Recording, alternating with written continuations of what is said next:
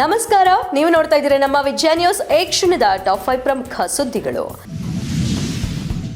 ಅಕ್ರಮ ಅಕ್ಕಿ ದಂಧೆಕೋರರ ಮೇಲೆ ಆಹಾರ ಇಲಾಖೆ ಅಧಿಕಾರಿಗಳು ದಾಳಿ ನಡೆಸಿದ್ದಾರೆ.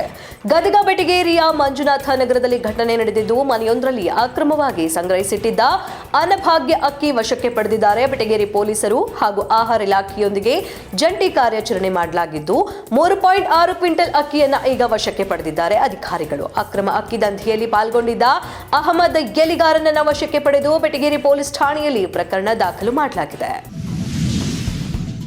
ಬೀದರ್ ಜಿಲ್ಲಾ ಪೊಲೀಸರು ಭರ್ಜರಿ ಕಾರ್ಯಾಚರಣೆ ನಡೆಸಿದ್ದು, ಅಮಾಯಕ ಕಾಲೇಜು ವಿದ್ಯಾರ್ಥಿಗಳನ್ನ ಗುರಿಯಾಗಿಸಿಕೊಂಡು ನಶೆ ಪದಾರ್ಥಗಳನ್ನ ಮಾರಾಟ ಮಾಡುತ್ತಿದ್ದಂತಹ ಬೀದರ್ನ ಮಂಗರವಾಡಿ ಗಲ್ಲಿಯ 2 ಡ್ರಗ್ ಪ್ಲೆಡ್ಜರ್ಗಳನ್ನ ಹೆಡೆಮುರಿ ಕಟ್ಟಿದ್ದಾರೆ. ಆರೋಪಿಗಳಾದ ಸುದೇಶ್ ಹಾಗೂ ವಿಕಾಸ್ ಎಂಬಿಬ್ಬರು ಅಣ್ಣ ತಮ್ಮಂದಿರನ್ನ ಪೊಲೀಸರು ಬಂಧಿಸಿ ಜೈಲಿಗಟ್ಟಿದ್ದಾರೆ. ಈ ಕುರಿತು ಸುದ್ದಿಗೋಷ್ಠಿಯಲ್ಲಿ ಮಾತನಾಡಿದ ಎಸ್ಪಿ ಪ್ರದೀಪ್ ಗುಂಟಿ, ಬೀದರ್ನಲ್ಲಿ ಶಾಲಾ ಮಕ್ಕಳು ವಿದ್ಯಾರ್ಥಿಗಳನ್ನ ಗುರಿಯಾಗಿಸಿಕೊಂಡು ನಶೆ ಪದಾರ್ಥಗಳನ್ನ ಮಾರಾಟ ಮಾಡುತ್ತಿದ್ದ 2 ಆರೋಪಿಗಳನ್ನ ಬಂಧಿಸಲಾಗಿದೆ. ಕಾಪ್ ಸಿರಪ್ ಹಾಗೂ ನೈಟ್ರೋಜ್ ಬಾಂಬ್ ಟ್ಯಾಬ್ಲೆಟ್ ಮಾರಾಟ ಮಾಡುತ್ತಿದ್ರು. ಆರೋಪಿಗಳ ಮನೆ ಮೇಲೆ ದಾಳಿ ನಡೆಸಿ ಸುಮಾರು 1.48 ಲಕ್ಷ ರು ಮೌಲ್ಯದ 64 ಕಾಪ್ ಸಿರಪ್ ಹಾಗೆ ಬಾಟಲ್ ಮತ್ತು 4,000ಕ್ಕೂ ಅಧಿಕ ಟ್ಯಾಬ್ಲೆಟ್ಗಳನ್ನ ವಶಕ್ಕೆ ಪಡೆಯಲಾಗಿದೆ. ಅಲ್ಲದೆ ಈ 2 ಹೈದರಾಬಾದ್ನಿಂದ ನಶೆ ಪದಾರ್ಥಗಳನ್ನ ತರಿಸಿಕೊಳ್ಳುತ್ತಿದ್ರು ಎಂಬ ಮಾಹಿತಿ ಕೂಡ ಲಭ್ಯವಾಗಿದೆ. ನಶೆ ಪದಾರ್ಥಗಳನ್ನ ಸರಬರಾಜು ಮಾಡುತ್ತಿದ್ದವರನ್ನ ಶೀಘ್ರದಲ್ಲೇ ಪತ್ತೆ ಹಚ್ಚಲಾಗುವುದು. ಕಾಲೇಜು ವಿದ್ಯಾರ್ಥಿಗಳಿಗೆ ನಶೆ ಪದಾರ್ಥ ಮಾರಾಟ ಮಾಡಿ ವಿದ್ಯಾರ್ಥಿಗಳ ಭವಿಷ್ಯ ಹಾಳು ಮಾಡುತ್ತಿರುವಂತಹ ಹಾಗೂ ಮಾರಾಟ ಮಾಡುವ ದಂಧೆಯಲ್ಲಿ ತೊಡಗಿರುವ ಡ್ರಗ್ ಪ್ಲೆಡ್ಜರ್ಗಳನ್ನ ಎಸ್ಪಿ ಪ್ರದೀಪ್ ಗುಂಟಿ ಖಡಕ್ ಎಚ್ಚರಿಕೆ ಕೊಟ್ಟಿದ್ದಾರೆ.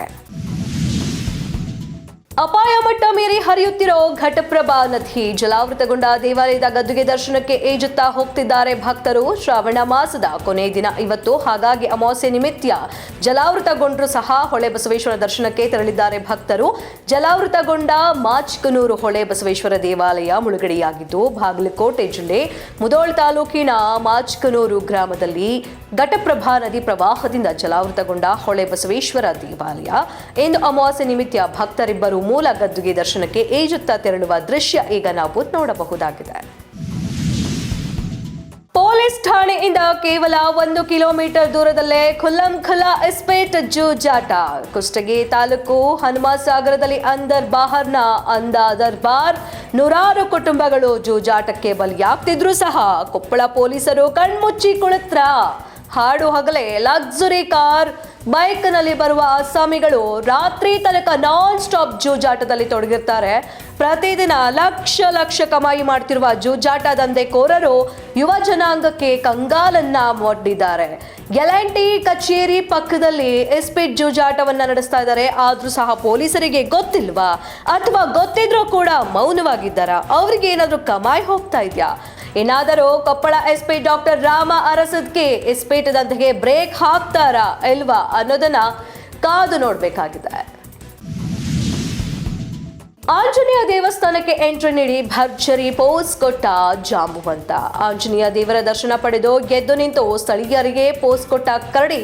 ಕೊಪ್ಪಳ ಜಿಲ್ಲೆಯ ಕನಕಗಿರಿ ತಾಲೂಕಿನ ಚಿರ್ಚಿನಗುಡ್ಡ ಗ್ರಾಮದಲ್ಲಿ ಘಟನೆ ನಡೆದಿದೆ. ಚಿರ್ಚಿನಗುಡ್ಡ ಗ್ರಾಮದಲ್ಲಿ ಹೊರವಲಯದಲ್ಲಿರೋ ಆಂಜನೇಯ ದೇವಸ್ಥಾನಕ್ಕೆ ಬಂದ ಕರಡಿ ದೇವರ ದರ್ಶನ ಬಳಿಕ ಸ್ಥಳೀಯರ ಕೂಗಾಟ ಕಂಡು ಭರ್ಜರಿ ಪೋಸ್ ಕೊಟ್ಟಿದೆ. ಇದನ್ನ ನಾವೀಗ ಕಾಣಬಹುದಾಗಿದೆ. ಎದ್ದು ನಿಂತು ಮೊಬೈಲ್ಗೆ ಪೋಸ್ ಕೊಟ್ಟಿದೆ. ನಂತರ ಅಲ್ಲಿಂದ ತೆರಳಿದೆ ಕರಡಿ. ದೇವಸ್ಥಾನದ ಅರ್ಚಕನ ಮೊಬೈಲ್ನಲ್ಲಿ ಕರಡಿ ಪೋಸ್ ಕೊಟ್ಟಂತಹ ದೃಶ್ಯವನ್ನ ಸೆರೆ ಹಿಡಿಯಲಾಗಿದೆ. ಇನ್ನೊಂದೆಡೆ ಆತಂಕ ವ್ಯಕ್ತಪಡಿಸಿದ್ದಾರೆ ಸ್ಥಳೀಯರು. ಜಾಂಬವಂತನನ್ನ ಕಂಡು ಆತಂಕ ವ್ಯಕ್ತಪಡಿಸಿದ್ದು, ಯಾವುದೇ ರೀತಿಯಾದಂತಹ ಅವಘಡ ಅಲ್ಲಿ ಸಂಭವಿಸಿಲ್ಲ. ನೀವು ನೋಡ್ತಾ ಇದ್ದೀರಾ ನಮ್ಮ ವಿಜಯ ನ್ಯೂಸ್, ಭರವಸೆ ಬದುಕಿನ ವಿಜಯ.